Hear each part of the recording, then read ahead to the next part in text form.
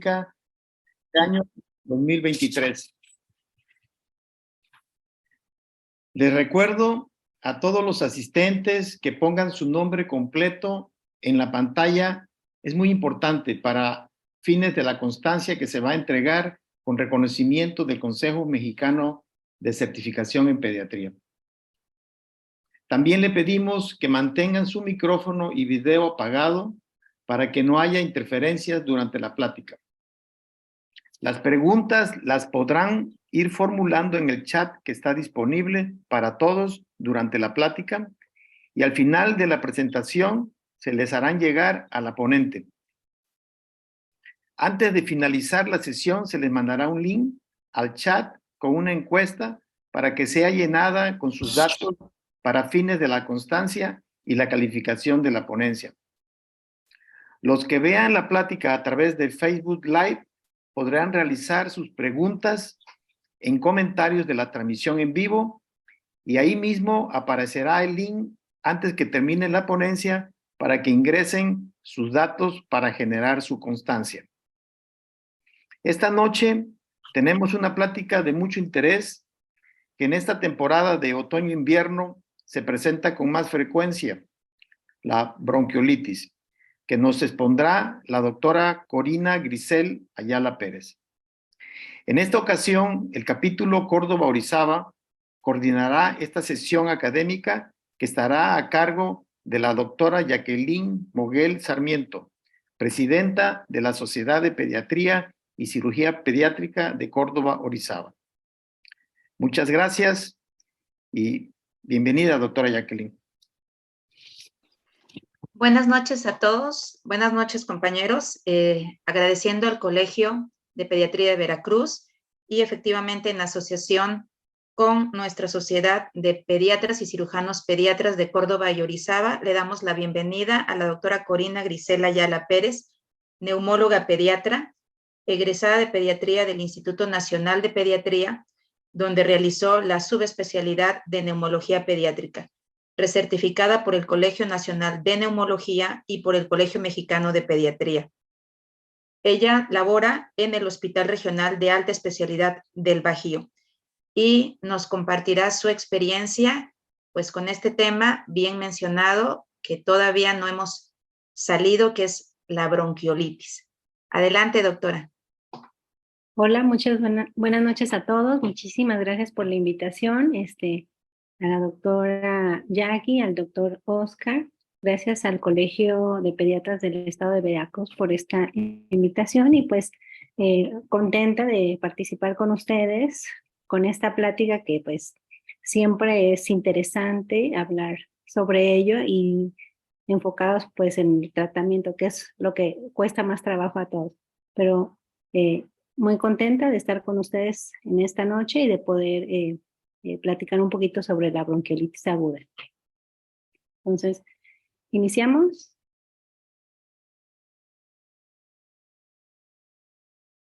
Adelante, doctora.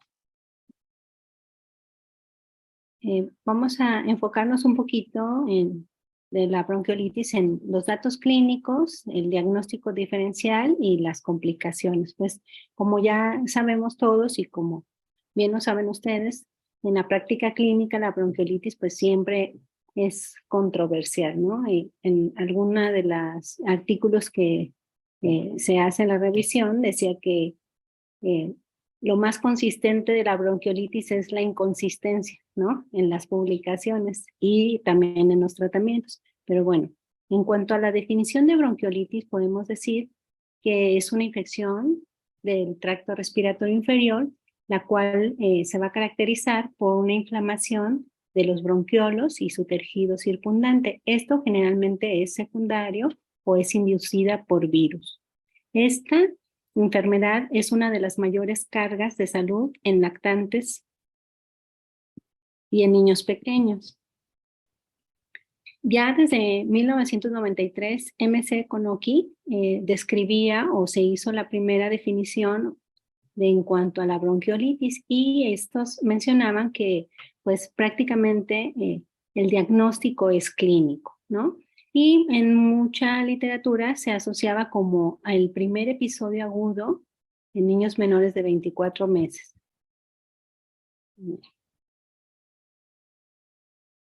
Acompañado de disnea expiratoria y la existencia de pródromos catarrales.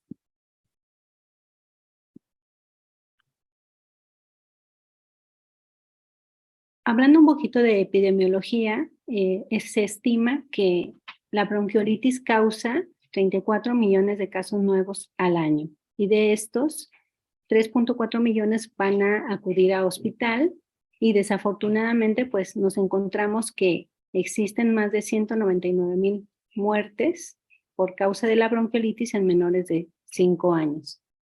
Y en Estados Unidos es una de las causas de admisiones en menores de 12 meses. Como ya lo sabemos, esta infección es una infección estacional. Y en algunas literaturas mencionan que excede hasta gastos hasta 1.7 millones de dólares. ¿Qué factores de riesgo vamos a encontrar hablando o qué factores podemos poner para que se pueda causar esta bronquiolitis? Pues en algunos lugares húmedos de alta precipitación, donde va a predominar la afección en septiembre, octubre, noviembre, al inicio de los fríos, y en temporada de frío en regiones calientes, ¿no?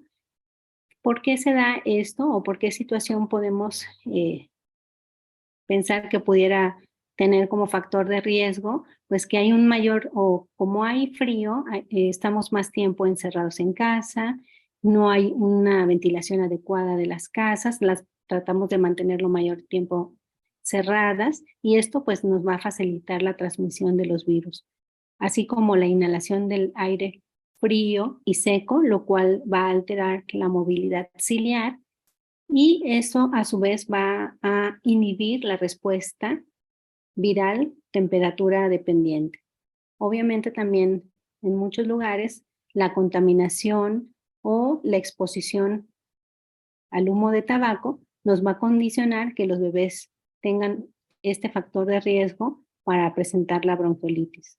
En algunos casos, la ausencia de lactancia materna o, como ya es bien conocido, el hacinamiento y los bajos recursos pueden también tener como esta palomita de factor de riesgo para la bronquiolitis. En cuanto a la etiología, pues como ya lo comentábamos desde la definición, generalmente lo más frecuente o la mayor parte de las bronquiolitis son inducidas por virus, y como también ya es bien sabido, el virus sincitial respiratorio es el mayor causante de la bronquiolitis aguda, ¿no? Y en la etapa en Norteamérica es en el periodo de noviembre hasta, en algunos lugares dicen que marzo, en otros hasta abril.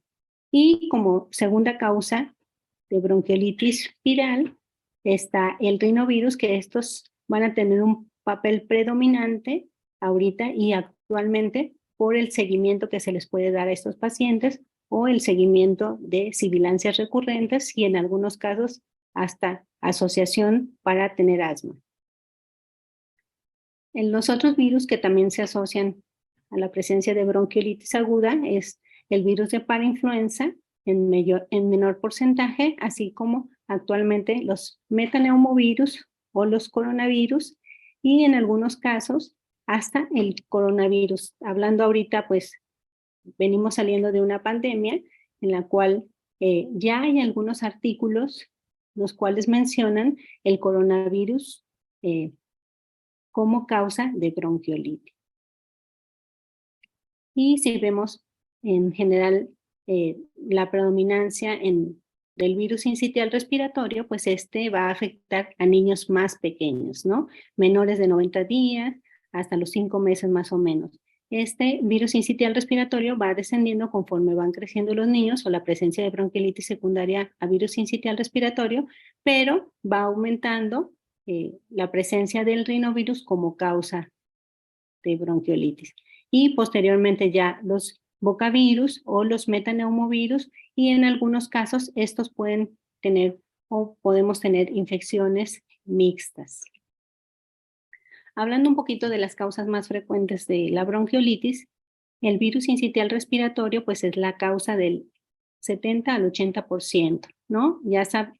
Ya hemos comentado que estos pertenecen a la familia, o ya se ha comentado, que pertenecen a la familia de los Paramyxoviridae, del género Pneumovirus, y de estos existen dos grupos, el A y el B.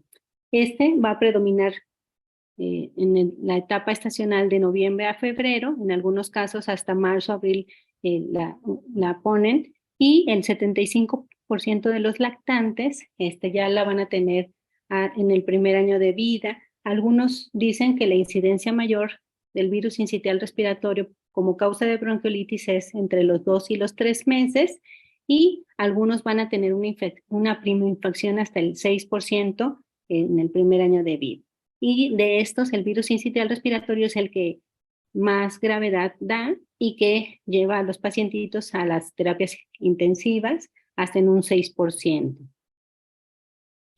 El rinovirus, es asociado más a los catarros comunes, se presenta más frecuente en adultos y en niños mayores. Pertenece a la familia de los Picornaviridae. Existen más de 100 serotipos y inicialmente estaban descritos los serotipos A y B. Ya posteriormente, en el 2009, se identificó el tipo C con diferentes genotipos, y el pico de incidencia del rinovirus como causante de bronquiolitis se dice que es en primavera-otoño. Estos se asocian más a mayor edad.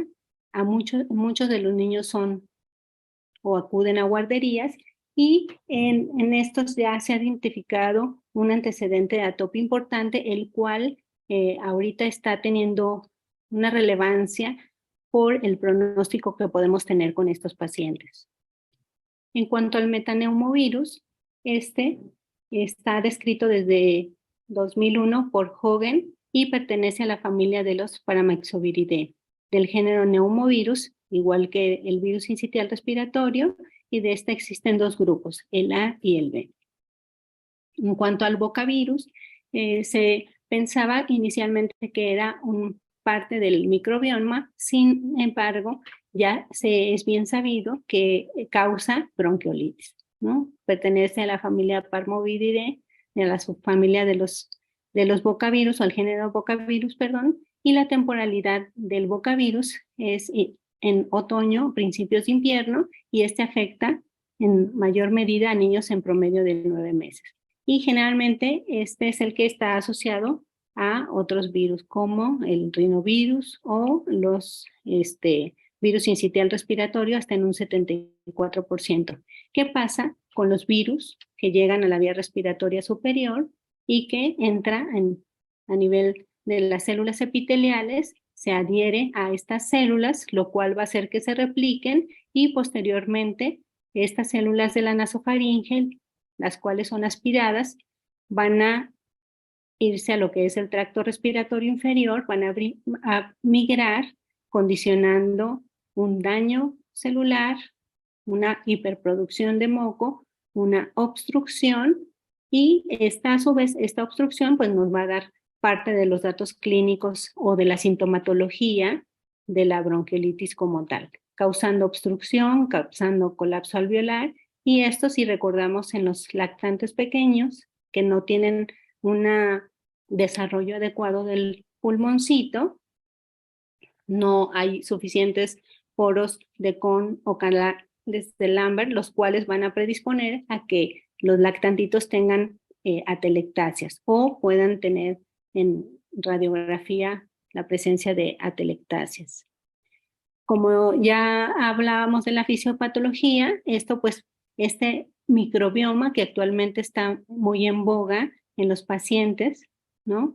Que antes se conocía o se pensaba que la vía respiratoria era estéril, y actualmente pues el microbioma es parte muy importante en el desarrollo de la inmunidad, tanto de la vía respiratoria como de la vía digestiva, y este microbioma, esta exposición o este medio ambiente, cuando nosotros tenemos pacientes que van a guardería, que tienen hermanos de diferentes edades, que han estado expuestos a antibióticos, ¿no? Dependiendo también de los antibióticos orales o intravenosos, infecciones previas, pues van a condicionar que esta sea una susceptibilidad mayor, ¿no?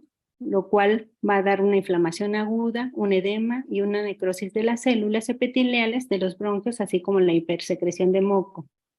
¿Qué factores de riesgo tenemos en los pacientes o qué pacientitos se pueden complicar más en la bronquiolitis aguda? Pues estos pacientes que tienen enfermedades cardíacas congénitas, los niños con broncodisplasia pulmonar, los pacientitos que puedan tener una enfermedad pulmonar crónica del lactante, ya sea secundaria por una inmunodeficiencia, y algunos pacientitos que tengan baja concentración de anticuerpos maternos. Como ya sabemos, en los prematuros, dependiendo de la transferencia de anticuerpos o de inmunoglobulinas, se da principalmente en el último trimestre del embarazo, y en los pacientes prematuros pues vamos a tener esta deficiencia. En cuanto al cuadro clínico de los pacientes con bronquiolitis, podemos decir que el periodo de incubación va de 4 a 6 días, y cómo se va a caracterizar la sintomatología que presentan estos pacientes es por fiebre, congestión, malestar, irritabilidad, y esto si lo vemos minuto a minuto, pues vamos a tener que en los primeros días o al inicio de los síntomas, esta sintomatología va a condicionar como tal o propiamente la bronquiolitis, caracterizada por tos, por taquipnea, por sibilancias en algunos casos, y esto a su vez va a condicionar que el pacientito tenga dificultad respiratoria, que se va a caracterizar por aleteo nasal. En algunos pueden tener crépitos finos, bilaterales, difusos, tiro intercostal y sibilancias, ¿no? Y esto a su vez nos va a condicionar esa hiperinsuflación pulmonar, con en algunos casos atelectasias distales y obstrucción. Esto condicionado otra vez por el incremento del trabajo respiratorio, y esta alteración en la ventilación-perfusión va a dar como resultado la presencia de hipoxemia. Si el pacientito tiene, si este pacientito eh, está tranquilo, no tiene una bronquiolitis, tiene una bronquiolitis leve, esperamos que en la resolución de los síntomas empecemos a verlos del 10 al 14º día. Y tenemos muy importante que estar atentos a que no haya alguna coinfección, por ejemplo, una otitis media o como tal una neumonía, que luego a veces es muy difícil dilucidar si es ya una neumonía como tal o tenga una asociación a nuevos virus.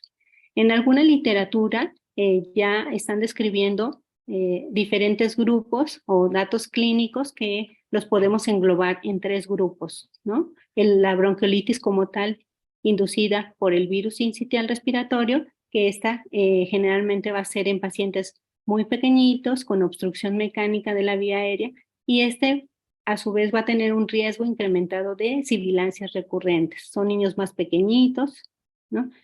El segundo grupo segundo grupo de sibilancias van a ser inducidas por el rinovirus, que muchas veces tenemos que preguntar porque pueden tener predisposición atópica y van a tener un mayor riesgo de desarrollo de asma, y en estos casos muchos de los niños pues sí van a responder a esteroides. Y el tercer grupo, que es el grupo de los bronquiolitis asociadas pues a otros virus.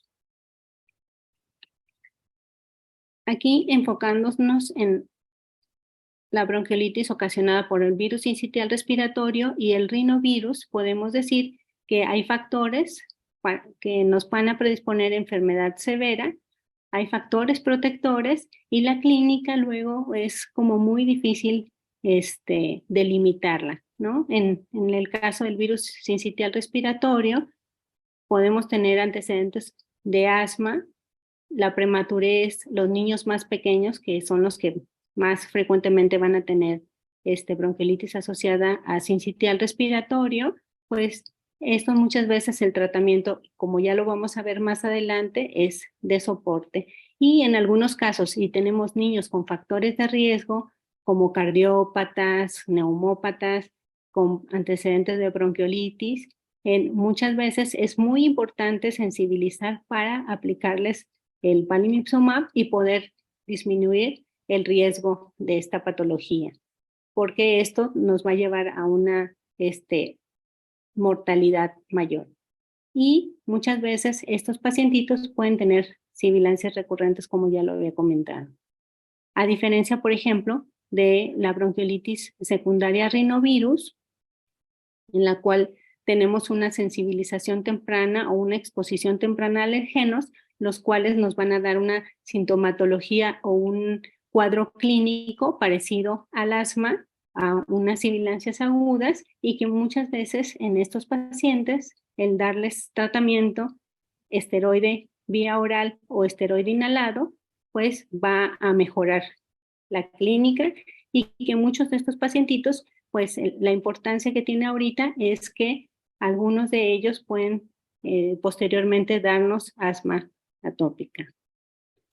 Otra de las cosas que son importantes a evaluar en los pacientitos pequeños es el riesgo de apnea. Y esto porque puede ser dado, ya es por una sobreestimulación de la vía respiratoria intrapulmonar, la cual va a tener la sobreexposición o sobreproducción de receptores centrales tipo A, sustancia P y neuroquina tipo 1, los cuales pueden condicionar la presencia de apneas en estos pequeñitos. Y si nosotros analizamos ya es bien conocido, perdón, que la sobreexposición de receptores muscarínicos M1 van a condicionar la hiperreactividad bronquial, así como los receptores o la sobreestimulación de receptores adrenérgicos B2 nos va a producir el exceso de moco, el cual pues es parte del cuadro clínico de la bronquiolitis, y también hay una disminución de los receptores beta 2 en algunos haplotipos, los cuales nos hacen que haya una disminución del AMP cíclico. Por eso muchas veces es explicado, o muchas veces dicen que se ha dicho que no responden adecuadamente a los beta 2.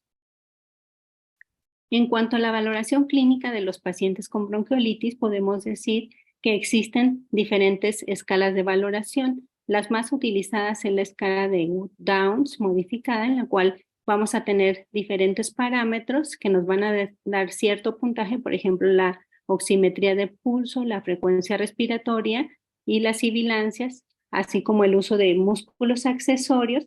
Sin embargo, estas escalas tienen bajo poder de predicción para valorar el resultado clínico o valorar el pronóstico o el empeoramiento del paciente, pero que son muy útiles a la hora de evaluar a los pacientes, ¿no? También existe la escala de Tal modificada, la cual, dependiendo de la edad, vamos a tomar el puntaje, la presencia de sibilancias o crepitantes, la presencia de retracciones y la saturación, y esto nos va a dar un puntaje, ya sea que lo vamos a categorizar en una bronquiolitis leve, una bronquiolitis moderada o una bronquiolitis grave. Ya empezamos un poquito con la controversia que hay en el cuidado, en los estudios complementarios que necesitan estos pacientitos, ¿no? Obviamente, no hay duda que la oximetría transcutánea es muy importante, la saturación, para evaluar las escalas. Y posteriormente, si este paciente está teniendo una valoración moderada o severa de las escalas, pues, y en caso de que ya estemos teniendo alteraciones de la conciencia, pues hay que tomar una gasometría, ¿no? En pacientes con saturaciones menores de 90, con una FiO2 de 40%, pues ya aquí es necesario tomar una gasometría capilar para evaluar si este paciente ya está teniendo una insuficiencia respiratoria, que es una de las complicaciones que podemos tener en los pacientes con bronquiolitis. Sigue siendo muy controversial la toma de una biometría hemática, la PCR y la procalcitonina, ya que a menos de que estemos sospechando que este pacientito esté teniendo alguna complicación o alguna coinfección. ¿no? O en los pacientes que tengamos sospecha o que tengamos alguna comorbilidad en la cual podamos utilizar estos parámetros. Los test virológicos, pues lo pongo aquí entre signos de interrogación, ya que antes se decía que no era necesario utilizar los test virológicos para tener un diagnóstico de qué virus estaba condicionando la bronquiolitis. Sin embargo, actualmente la realización de test de diagnóstico rápido, que tienen una buena sensibilidad y especificidad, nos puede predecir hacia dónde vamos a ir con ese paciente clínicamente, y también nos da una herramienta para explicarles a los papás sobre el riesgo de recurrencia de sibilancias y más si tenemos antecedentes de atopia, probablemente la posibilidad de que podamos decir, dependiendo del comportamiento de este paciente clínico, claro, si en algún momento pueda tener mayor riesgo de tener asma.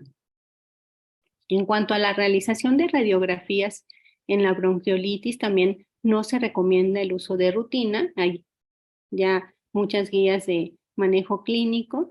Sin embargo, porque se ha asociado que al momento de que nosotros hacemos una radiografía de tórax, dependiendo de los hallazgos que encontremos, pues esto está más asociado al uso de antibióticos en los pacientes, ¿no? Aquí vemos una radiografía de tórax con un niño con un infiltrado intersticial difuso, bilateral, con alguna atelectasia laminar. ¿Qué datos también podemos encontrar? Esto es muy variado, no hay hallazgos característicos, ¿no? Podemos encontrar hiperinsuflación pulmonar, podemos encontrar engrosamiento peribronquial. Generalmente vamos a tener ausencia de consolidación. Aquí ya una radiografía con una consolidación, pues nos sugiere más una neumonía comunitaria asociada a alguna bacteria. Y en este caso, pues el neumococo es como la más frecuente. Y atelectasias o áreas de atrapamiento aéreo, como en este caso.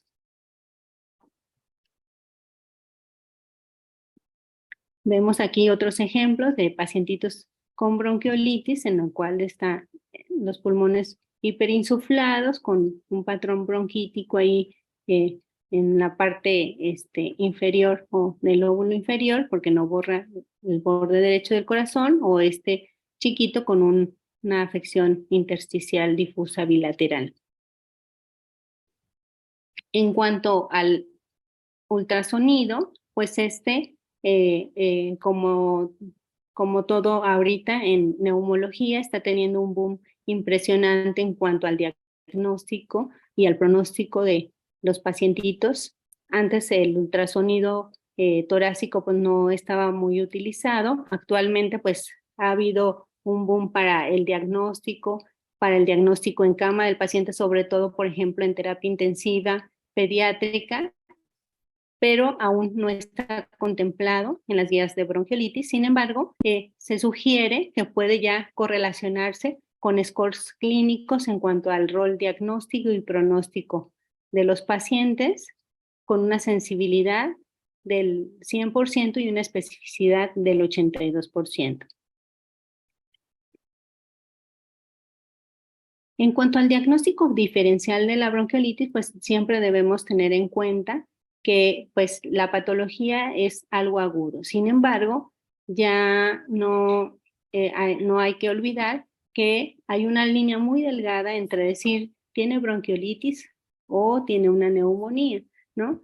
No hay que olvidarnos del periodo gris y de la tosferina, ¿no? O otras patologías que podemos tener como diagnóstico diferencial, que ya son en niños que han tenido ciertas recurrencias de sibilancias, por ejemplo, o de bronquiolitis, por decirlo así.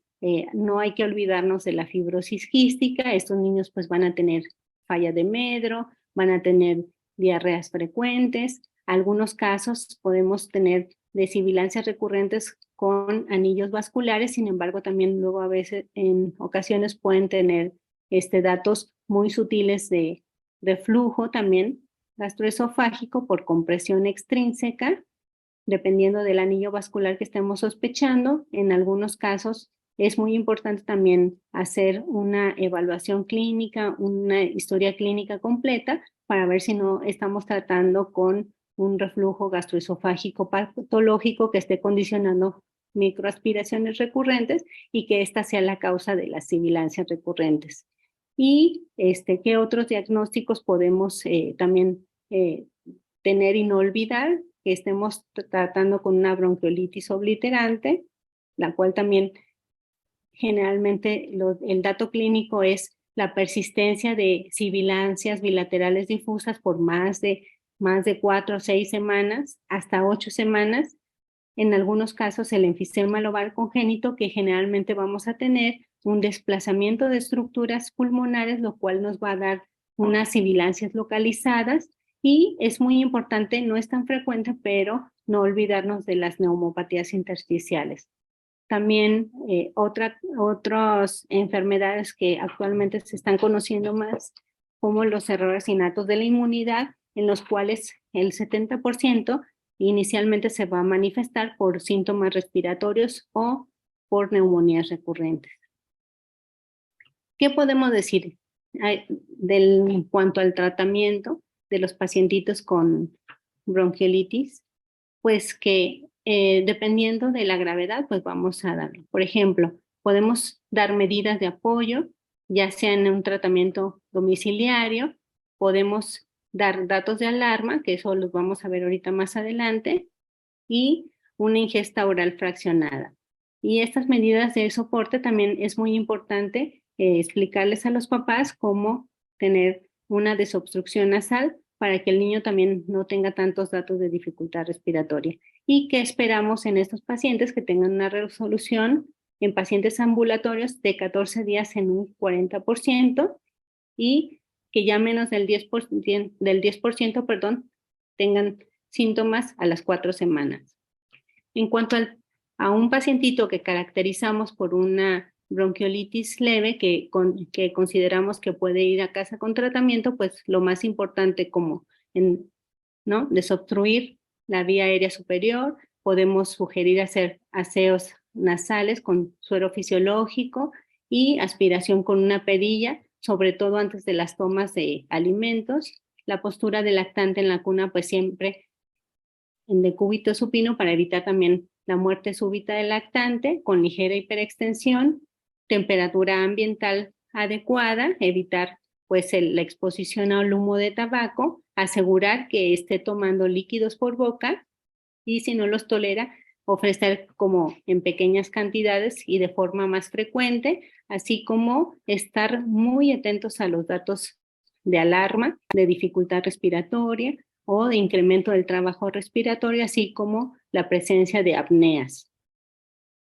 Controlar la temperatura, ya sabemos que estos niños pueden tener fiebres o febrículas no muy altas y obviamente en algunos niños, en caso de que vayan a guardería, pues la necesidad de evitar que vayan nuevamente a guarderías hasta que tengan desaparición de los síntomas de forma completa, ya que si no, es un círculo vicioso, ¿no? Y vuelven a contagiarse o contagian a otros niños. Procurar que el pacientito o el bebé esté en un ambiente tranquilo, sin maniobras bruscas, ponerle ropa cómoda, así como evitar excesivamente el arropamiento que luego nos pasa. Si la evolución es buena, pues ya darle un seguimiento en la consulta o en la consulta externa. Y sobre todo es muy importante tener en cuenta cuáles son los criterios para que acudan estos papás al hospital, ¿no? Cuando su bebé tenga rechazo al alimento o una ingesta menor del 50% de lo habitual, presente datos de deshidratación, que las mucosas estén secas, que tenga llanto sin lágrimas, o la presencia de apneas o aumento de la frecuencia respiratoria para su edad. Actualmente, con todo lo que pasó del COVID, pues muchos pacientitos o muchas familias ya tienen oximetría de pulso en casa o oxímetros en casa, los cuales también luego a veces nos toca enseñarles a que tengan una adecuada saturación, ¿no? Y que si ya el pacientito tiene una saturación menor de 90, pues deben de acudir inmediatamente a urgencias. si la enfermedad es grave, de acuerdo a la escala utilizada, o como bien sabemos, si son menores de 6 meses, pues estos pacientitos deben de estar como muy vigilados. En cuanto al manejo domiciliario de hospitalización y ya en terapia intensiva, pues ya vimos que cuando están los criterios o qué criterios debemos de tener para los pacientes hospitalizados, pues que veamos al bebé en mal estado general, que necesiten ya que tengamos una oximetría menor de 90, en algunas guías se considera ya dato de foco rojo una saturación menor de 91 o menor de 92, que estén menos de 2 meses de edad, que tengan frecuencias respiratorias pues ya muy altas, dificultad para la alimentación, pues ya no hay duda, ¿verdad? Ante la duda no hay duda, ya se tiene que ingresar a hospitalización y debemos estar como muy atentos a cualquier complicación, ¿no? De los pacientes. ¿Y qué indicaciones vamos a tener para decidir ventilar a un pacientito con bronquiolitis? Pues que tengan una dificultad respiratoria importante con alteración de la conciencia, así como ya fue candidato a tomar una gasometría en la cual vamos a tener una presión arterial de oxígeno menor de 40 con una FiO2 de 0.5 o una presión arterial de oxígeno menor de 70 con una FiO de 0.6, que ya tengamos datos de insuficiencia respiratoria con retención de CO2, la presencia de apneas recurrentes o como tal la presencia de cianosis.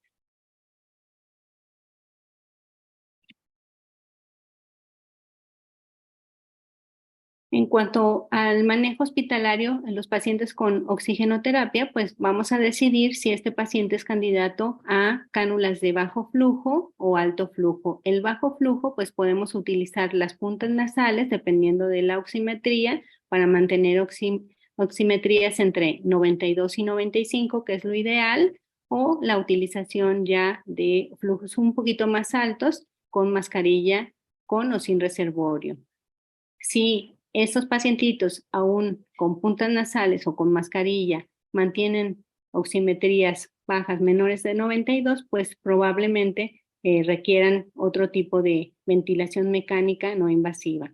Y dentro de estas, pues ahorita está teniendo mucho auge las cánulas de alto flujo porque dan una temperatura adecuada para la vía respiratoria y dan una humidificación adecuada. Y esto se ha visto en varios estudios, los cuales las cánulas de alto flujo pueden evitar la intubación, que esto pues va a generar también riesgos a la vía aérea o complicaciones posteriores de la vía aérea. Y la utilización del CPAP cuando ya tengamos un bebé que tiene signos de agotamiento, que ya está su esfuerzo respiratorio disminuido o que no tenemos una oximetría adecuada a pesar del uso del oxígeno. En cuanto a las medidas higiénicas, pues debemos de tener muy en cuenta que el virus sincitial, como los otros virus, se van a transmitir por secreciones mediante manos y fomites y también por las gotas que pueden ir hasta 2 metros. En cuanto a las medidas farmacológicas, el uso de salbutamol en diferentes guías, diferentes artículos, se ha visto que puede tener cierto efecto beneficioso en relación a la clínica, ¿no? Lo que manda es la clínica, entonces, en algunos casos se puede utilizar. La adrenalina nebulizada, pues en cuanto a las revisiones que se han hecho en diferentes estudios, pues todavía no hay datos suficientes como para el uso de forma rutinaria, así como el bromuro de hipertropio, pero aquí entramos en ciertas discusiones y discrepancias porque hay algunos pacientitos pues sí pueden responder. Como ya lo vimos, los esteroides o los glucocorticoides aún pues no hay pruebas suficientes para que justifiquen el uso. Sin embargo, aquí pues dependiendo de la etiología, para eso actualmente pues nos serviría tener un diagnóstico etiológico en cuanto a si es sincitial respiratorio o rinovirus, porque estos ya vimos que van a responder y va a estar justificado su uso. así como los esteroides inhalados. En cuanto a las soluciones salinas hipertónicas al 3%, pues lo que se ha visto en la literatura es que nos va a favorecer el aclaramiento mucociliar y va a ser un efecto de disminuir el edema, y este pues, se ha asociado a mejoría con el uso de broncodilatadores, ¿no? Aquí en 2008, el Cochrane sugería que este podía ayudar a la disminución de la estancia hospitalaria. Sin embargo, se encontraron varias limitaciones y sesgos en la metodología. En cuanto al uso de los antibióticos en bronquiolitis, pues no está recomendado, a menos que estemos sospechando de alguna coinfección, pero pues para el tratamiento de esto no hay nada.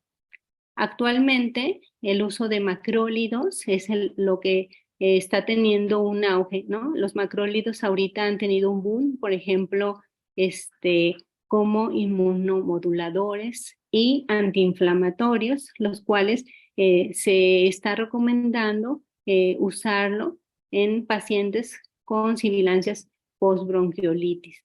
Y que pues ahorita todavía no hay resultados, no hay estudios, los cuales tengamos de forma eficaz su uso, pero sin embargo ya varias literatura está recomendando el uso de macrólidos posterior a la bronquiolitis o como tratamiento del manejo para evitar las sibilancias postbronquiolitis. En cuanto al uso de ribavirina en bronquiolitis, existen múltiples ensayos clínicos. Sin embargo, solo en 4 se ha observado mejoría en la oximetría, y estos diseños pues no son muy variados y son inconsistentes. Entonces no hay nada que nos diga que el uso de ribavirina en bronquiolitis es de utilidad.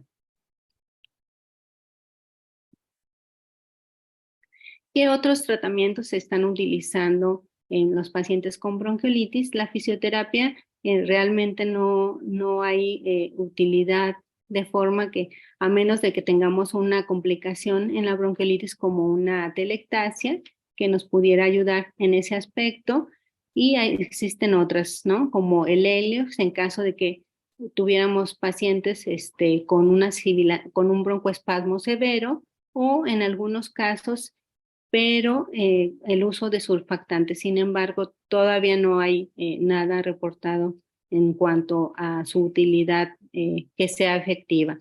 Y otros medicamentos como la inmunoglobulina, que también no hay suficiente sustento para el tratamiento de estos, y la alfa-tornasa, que nos pudiera ayudar en cuanto a la reología del moco, ¿no? Ya sabemos que rompe los puentes de DNA, hace que el moco sea más fluido y que pueda eliminarse de forma adecuada. Sin embargo, pues esto en pacientes con fibrosis quística ya está demostrado su uso. Sin embargo, en pacientes tan pequeñitos donde no tienen un mecanismo de la tos adecuadamente desarrollado, pues lo único que vamos a obtener es que estos pacientitos puedan llenarse de más secreciones y tener más sintomatología respiratoria. En cuanto al manejo en terapia intensiva, pues los pacientes con escalas de gravedad severa, con score down Ferres ya mayor de 7, con FIO2, con cianosis, con alteración del estado de conciencia, pues ya observamos que tenían ciertas indicaciones para ventilación mecánica.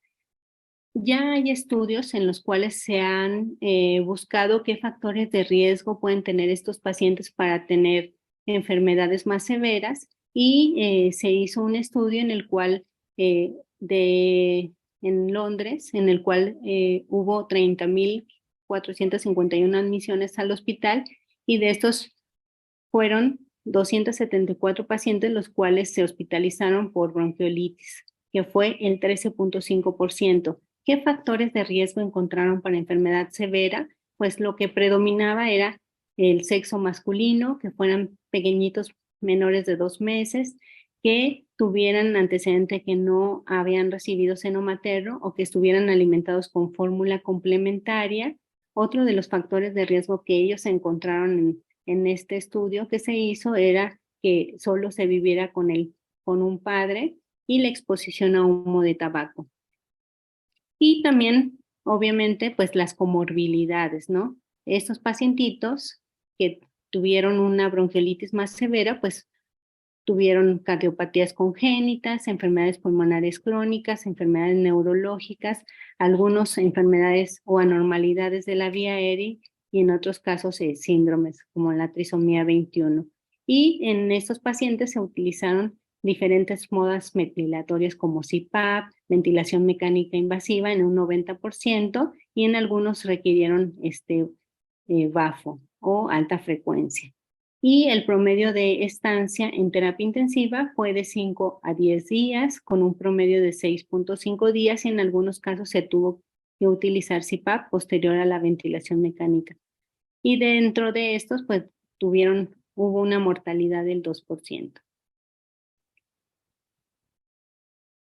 En cuanto a los factores de riesgo, pues estos que ya comentamos, y en algunos casos historias positivas de alergia. ¿Cómo podemos prevenir o qué medidas podemos utilizar para la prevención en estos pacientes? Pues el uso del Palimit-Subam en los niños, desafortunadamente, pues no está estandarizado para todos los bebés pequeños o lactantes, pero sí es muy importante valorar la aplicación en niños con cardiopatías congénitas, en niños con broncodisplasias pulmonares o enfermedades que puedan condicionar que estos bebés tengan un riesgo de tener una bronquiolitis severa. Y pues ya se sabe que la dosis es de 15 miligramos kilo mensualmente, y son 5 dosis. ¿Qué otros cuidados debemos de tener o qué otras medidas de prevención debemos de tener en la comunidad? El lavado de manos, el limitar el uso de visitas, evitar que las personas enfermas vayan a visitar a los bebés, evitar el humo de tabaco, y es muy importante el promover la lactancia materna. Y pues nada más, es muy importante también tener en cuenta que estos pacientitos con bronquiolitis tienen una asociación de sibilancias recurrentes y asma, especialmente los niños con virus sincitial respiratorio y rinovirus. Por eso, ahorita la importancia o la recomendación de probablemente tener un diagnóstico etiológico para poder nosotros saber cómo se va a comportar este bebé en un futuro, y también explicarle a los padres pues el riesgo de recurrencias. En cuanto a las conclusiones de la bronquiolitis, podemos decir que el término de bronquiolitis en algunas literaturas se debe utilizar en menores de 2 años, y el diagnóstico es clínico, y pues finalmente el soporte de oxígeno e hidratación sigue siendo como la piedra angular en estos pacientes, ¿no?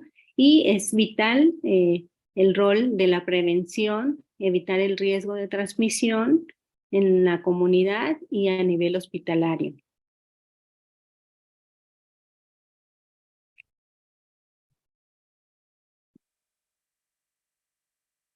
Y me gustó esta frase que encontré en un artículo que decía que en bronquiolitis lo más inconsistente es la inconsistencia sobre ella. Obviamente siempre es un tema a discutir, sobre todo en cuanto al tratamiento. Lo importante es la evaluación clínica, vigilar todas las cuestiones de alarma, y estar pendiente de cada evolución, y tratar a cada paciente de forma particular.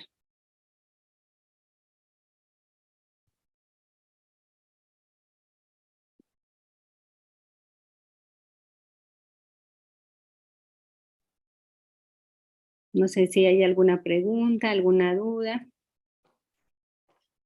Sí, doctora, aquí tengo algunas preguntas que he tomado del chat y donde dejamos abierto para comentarios también. El doctor Oscar Eduardo nos pregunta si la bronquiolitis por virus sincitial respiratorio nos dejará una inmunidad, o a los niños les dejará una inmunidad permanente, o o qué tan duradera podría ser esta inmunidad, porque también se relaciona a otras preguntas. ¿Puede haber varias bronquiolitis por diferentes virus? ¿Podría haber 2 veces una bronquiolitis por virus sincitial respiratorio o rinovirus en diferentes etapas del niño? Pues no deja inmunidad, desafortunadamente, ¿no?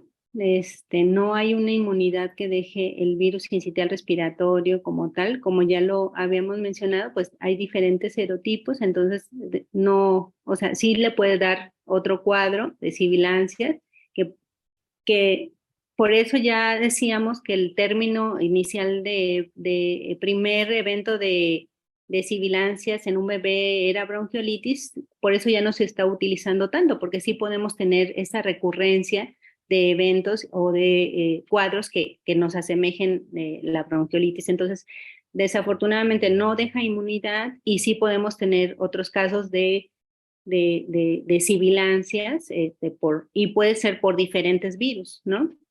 O sea, que en una ocasión haya dado bronquiolitis y que tengamos el aislamiento del sincitial respiratorio y que en otro caso tengamos un rinovirus o que en otro caso tengamos un OC43 de los tipos de estos de coronavirus, ¿no? Que luego me ha tocado, por ejemplo, ver acá en los pacientes y que vemos, por ejemplo, tengo un paciente, veo un pacientito ahí en el hospital donde yo estoy que tiene un error innato de la inmunidad, una inmunodeficiencia combinada severa y que tuvo un episodio de bronquiolitis o neumonía, que luego es bien difícil, así es una línea muy delgadita entre que tuvo un coronavirus OC43, perdón, y que volvió a regresar varios meses después y que se le volvió a hacer un FILM-Array y se encontró nuevamente el mismo virus, ¿no? Entonces, ahí es donde uno dice, bueno, ¿será que es otra vez otra bronquiolitis? Sí, doctora, creo que eso nos ayuda mucho porque a veces efectivamente nos casábamos con solamente el de mayor frecuencia. Y creo que va muy ad hoc con la siguiente pregunta de la doctora María del Rosario, que nos dice, pues, ¿en qué momento podríamos hacer el diagnóstico de bronquiolitis versus asma, ¿no? Sobre todo en estos pacientes que hayan tenido bronquiolitis por diferentes virus o estamos delante de un paciente de asma. ¿Qué podría ser la diferencia? ¿La edad, los antecedentes? Pues yo creo que, o sea, a lo mejor la edad podría ser y el antecedente, ¿no? De atopia, ¿no? Si tenemos un pacientito que inicialmente, y muchas veces ahí entra otra clasificación, ¿no? Estamos llenos de clasificaciones, si es sibilante temprano, si es sibilante persistente, si es sibilancias tardías, ¿no? Desde el punto de vista neumológico, ¿no? Porque estos niñitos que tienen bronquiolitis, por ejemplo, vamos a ser así como muy estrictos de que el primer episodio lo cataloguemos como bronquiolitis y los siguientes episodios lo cataloguemos como sibilancias recurrentes, ¿no? Que ya después, si tenemos el antecedente de que tiene alguna atopia, una dermatitis atópica o tiene datos sutiles que nos van a dar como factores predisponentes, ya después podemos tener como un seguimiento en estos pacientes y ya poder pedirles una biometría para ver si tiene eosinófilos incrementados, una IG elevada, lo cual nos va a llevar ya de la mano a dar un diagnóstico como tal, ¿no? Obviamente ya en etapas más tardías, pues o en niños más grandes, ya tenemos como otras herramientas como para corroborar el diagnóstico de asma. Muy bien, doctora. Y también aquí nos pregunta el doctor Oscar de León, el broncodilatador, ¿no? El salbutamol.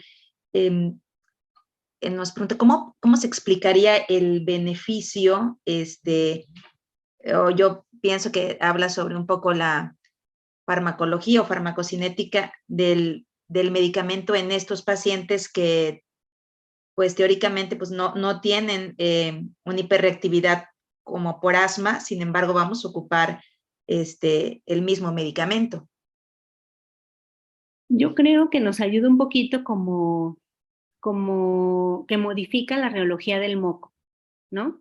El beta 2 o el beta 2 lo nebuliza uno y es como con solución salina. Entonces, este beta 2 a lo mejor no hay una irreactividad, no broncodilata, pero sí mejora la reología del moco, hace que sea más fácil expulsarlo y por eso muchos pacientitos pueden mejorar, ¿no? Porque este, por, eh, por la literatura, por lo que da, dice que no responden, ¿no? No responden, pero uno clínicamente sí los ve que mejoran, ¿no? Y yo creo que es muchas veces por eso, porque mejoramos la reología del moco y eso nos ayuda a que mejoren clínicamente. La voy a asociar con otra pregunta de la doctora María Violeta. ¿Se puede aplicar el broncodilatador con la solución hipertónica en la nebulización? Mm, Pues pueden asociarlo, pero la verdad es que, por ejemplo, yo no mezclo, ¿no? O sea, porque luego sí ponemos cócteles, ¿no? Le ponemos el esteroide inhalado, le ponemos el broncodilatador y luego ponemos el hipertónico, ¿no? Entonces yo generalmente cuando suelo utilizar hipertónico lo pongo aparte, ¿no? No lo asocio, ¿no? Y tenemos que mucho cuidado con el hipertónico, porque luego se nos olvida que es al 3% y utilizamos hipertónicos a mayor porcentaje. Y eso pues también nos trae un efecto adverso, ¿no? Puede causar más broncoconstricción. Entonces sí, tenemos que ser como muy cuidadosos en eso. Sí, doctora.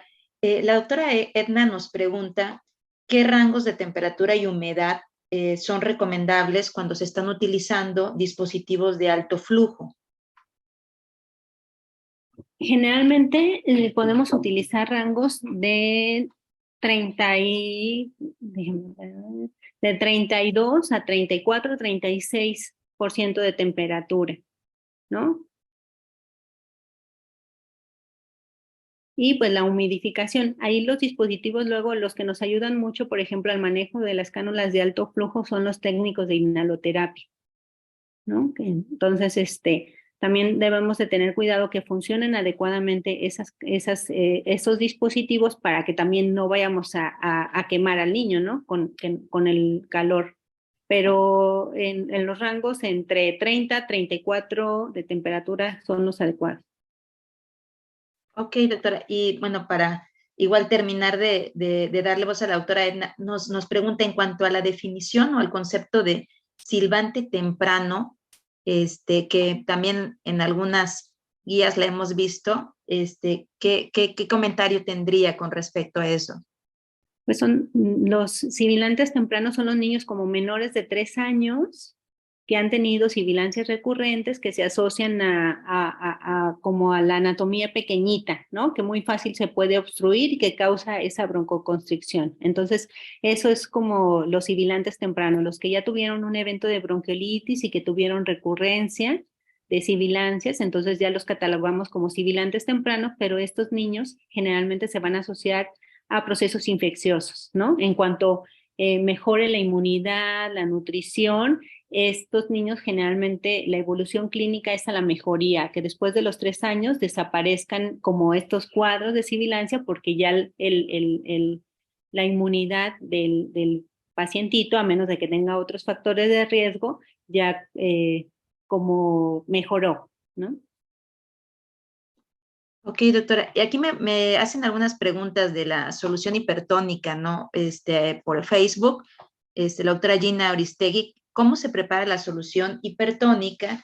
Y el doctor Jorge Luis, el doctor César de la Cruz, es ¿cuántas veces al día y cuántos mililitros serían los recomendables?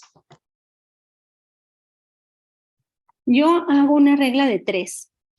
¿No? O sea, utilizo, por ejemplo, la solución hipertónica al 17.7% en 10 mililitros, ¿no? Que viene como la presentación. Y luego le pongo al 3% cuánto requiero, ¿no? Entonces hago una regla de 3 por 10 mililitros entre 17.7%, que es la concentración a la que viene el hipertónico, y es lo que voy a tomar del hipertónico y lo combino con agua bidestilada, ¿no? Entonces, es como yo utilizo la solución hipertónica. Igual, por ejemplo, en los niños que utilizamos solución hipertónica, son los niños con fibrosis quística, que se utiliza soluciones hipertónicas al 7%. Entonces también, ya hay también soluciones hipertónicas en el mercado que se pueden utilizar, ¿no? Y que también se les puede utilizar en estos pacientitos. Es como yo hago la solución hipertónica. Sí, gracias, doctora. También nos hacen una pregunta sobre diagnóstico diferencial de la bronquiolitis con neumonía típica, que creo que en estos patrones radiológicos, ¿no? Podría caber esta duda, ¿no? De diferenciarlos. Sí, la bronquiolitis atípica, pues es la bronquiolitis con una neumonía atípica, ¿verdad? ¿Sí? Exacto, la bronquiolitis con una neumonía atípica. Pues generalmente las neumonías atípicas se van a presentar en niños ya mayores, en niños escolares, ¿no? No en niños tan pequeños, a menos de que tuviéramos como el rango, lo que se usaba en mis tiempos, el periodo gris o los pequeñitos, ¿no? De 3 a 5 meses, donde todavía podía ser cucaluchoide, donde ahí sí a lo mejor la radiografía nos podía ayudar a tener un corazón peludo, donde vamos a tener si realizamos una biometría hemática, vamos a tener una leucocitosis importante con monocitosis, o sea, ahí sí había como datos clínicos y signos, si nos estamos auxiliando de radiología y laboratorio, datos como más consistentes para utilizar este tratamiento. Y en algunos casos, en alguna literatura, se sugiere que se pueda utilizar medicamento acitromicina específicamente para el manejo de estos, ¿no? Pero ya ahorita, por ejemplo, los macrólidos también que han estado teniendo como un boom muy importante en el manejo, ¿no? Hasta de las sibilancias en los niños o el manejo para como inmunomoduladores y antiinflamatorios, ¿no? Para evitar también ese riesgo de recurrencia de sibilancias. Y precisamente con respecto a lo de los macrólidos, también había una pregunta en cuanto a claritromicina, como me imagino que como este tipo de grupo de macrólidos, si estos medicamentos son más recomendados o acitromicina. Pues en toda la literatura realmente la que menciona es la citromicina como manejo, ¿no? No tanto la claritro por la dosificación que se necesita, ¿no? Por el tiempo y realmente también si nos ponemos a hacer una revisión exhaustiva de la literatura, todo el mundo maneja acitromicina, pero no te dice como a qué dosis, ¿no? Y cuánto, ¿no? Entonces, también es así como muy ambiguo, ¿no? Sería muy aventurado decir de mi parte, dele a tal dosis, porque la mayoría de los artículos refieren nada más el uso de citromicina, pero no te dicen qué dosis. ¿Qué es lo que yo he visto en la práctica que hago, por ejemplo, con los pacientes? Otra vez vuelvo a mi ejemplo clásico de de las fibrosis quísticas, pero pues es como que en lo que sí se ha demostrado utilidad, por ejemplo, como inmunomodulador y antiinflamatorio, se deja cada tercer día, ¿no? Y a una dosis baja, ¿no? Una dosis de 5 miligramos kilo día y es dosis intermitente cada tercer día. En ellos sí se ha visto que les ayuda a mejorar la función respiratoria, pero eso en los pacientes con fibrosis quística, ¿no? Y en algunos casos también se ha utilizado en los pacientes con errores innatos de la inmunidad, también como inmunomodulador y como antiinflamatorio. En estos casos, pues apenas se está conociendo, apenas están haciendo estudios, entonces realmente no hay nada de como tal de dosis y cuánto tiempo tampoco mencionan. Ok, doctora, nos pregunta también el doctor José Luis Lugo Savage si el esteroide en el manejo preventivo, posibilancias y a nivel ambulatorio, ¿habría alguno en específico, por ejemplo, que tuviera una mejor eficacia comparada con otros? Yo creo que lo pregunta también porque ahí voy a considerar una pregunta personal.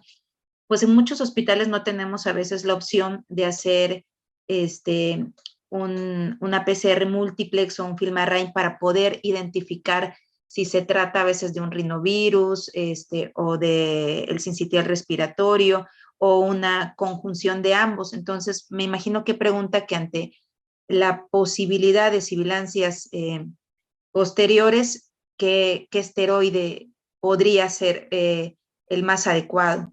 Pues ahí realmente lo que yo les puedo decir en cuanto a eso es que utilicemos lo que tengamos a la mano, porque muchas veces los pacientitos que tenemos pues son de bajos recursos, entonces no tienen opción, ¿no? Entonces la fluticasona simple o la beclometasona simple en pacientitos pequeños, menores de 4 años, se utiliza de forma no combinada, porque luego también vemos que las combinaciones, ¿no? De fluticasona con salmeterol, no, dejarles esteroide simple, ¿no? Entonces, ¿cuál puede ser budesonida? Puede ser fluticasona, beclometasona, en el caso de que en nuestros hospitales muchas veces solo tenemos eso, y también dependiendo podemos evaluar darles dosis bajas o dosis medias, dependiendo de la evolución clínica que tuvo el paciente, ¿no? Entonces, y ya sobre eso, casi siempre lo que hacemos nosotros es, bueno, lo que hago yo es dejar una dosis media de esteroide y ya posteriormente, de acuerdo a la evolución clínica del paciente, lo voy disminuyendo y en algún momento ya lo suspendo, si no he tenido recurrencias de las sibilancias. Muy bien, doctora. Pues bueno, ya casi finalizando un poco con las preguntas, y aprovechando su expertise en el área, ¿cuánto tiempo el esteroide? Nos pregunta la doctora Itzel Guadalupe. ¿Cuánto tiempo? Todo Sí, es me como, imagino cuánto tiempo ajá, de 6 a recomendable 8 como usted semanas. no sabe. De 6 a 8 Adelante, doctora. semanas.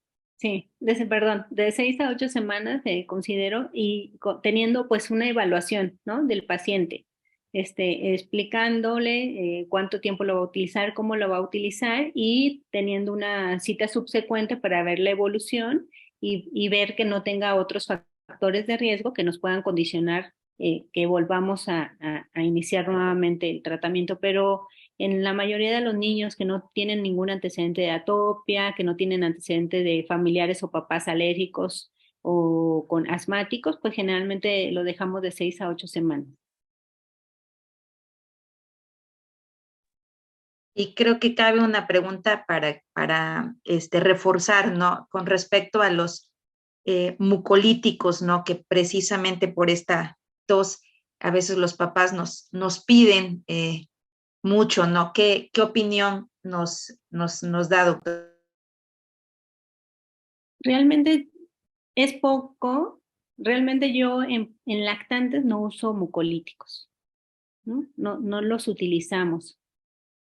¿No? ¿Por qué? Porque siempre hay un factor que desencadena esa tos, ¿no? O que desencadena ese moco, ya sea de vías respiratorias superiores, que nos puedan ayudar a aseos nasales o el antihistamínico, descongestionante, que a veces les tengo que decir a los papás, ni modo, tehuacanazo, ¿no? Para que tengan, para que tengan una nariz limpia y quitemos ese moquito y ese moquito posterior que está condicionando esa tos recurrente, que no mejora, ¿no? Y eso lo podemos dejar unas semanitas. Y en cuanto a vía respiratoria inferior, muchos bebecitos o lactantes pequeños pues no tienen un mecanismo de la tos tan efectivo. Por eso los mucolíticos pues lo único que van a hacer es cambiar la reología del moco, hacerlo más aguadito en algunos casos, pero si no tienen una tos efectiva, Entonces, pues no se le va a quitar, al contrario, podemos ver un empeoramiento de esa tos. Y eso pues tenemos que explicarles así, tardarnos un minutito más con los papás y decirles que esa tos tiene que ir mejorando. Si ya quitamos, no sé, la inflamación que está condicionando esa tos o ese moquito, se lo va a ir disminuyendo clínicamente y que cualquier cosa pues estamos pendientes. Pero yo creo que sí es muy importante el tardarnos un poquito más con los papás para explicarles que la tos es un mecanismo de defensa, ¿no? Y que por algo está condicionando, entonces que vamos a tratar la causa que está condicionando esa tos. Pues muchas gracias, doctora. Le agradecemos mucho esta excelente ponencia. También le paso ahí los mensajes en el chat, ¿no? Felicitándola. Y bueno, exhorto a mis compañeros si tienen alguna última pregunta antes de dar por concluida la ponencia. Doctora, ¿es posible que haya pacientes que tengan saturaciones menores al 90, al 92%, 90% y que clínicamente no expresaran datos de dificultad respiratoria muy importante, que hubiera cierta incongruencia? Y esto lo pongo porque las salas de urgencia se llenaron y había que hacer como un triage, ¿no? No sé qué opinión merece al respecto y si le tocó ver estos casos, digamos, un poco discordantes entre la oximetría, hablando que ahorita pues ya todos tienen en una facilidad, ¿no? De tener este medidor.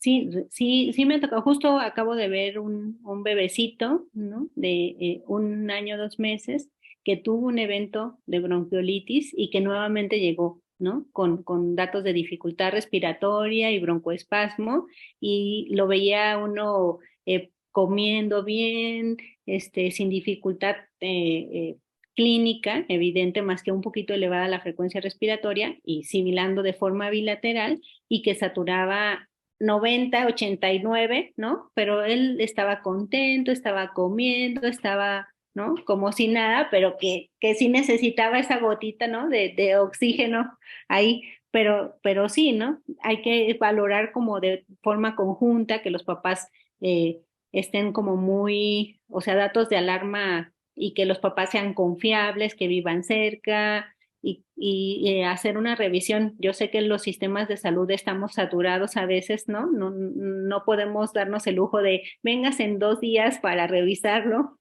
¿no? Porque tenemos una larga lista de pacientes, o hay una larga lista en muchos de los hospitales de pacientes, pero que sí tenemos que vigilar como muy, muy, muy agudamente. A lo mejor esos niños con un día de oxígeno, con estar tranquilos y eso, van a mejorar rápido y a poderlos egresar. Eso también tenemos que tomar como en cuenta, ¿no? Si necesita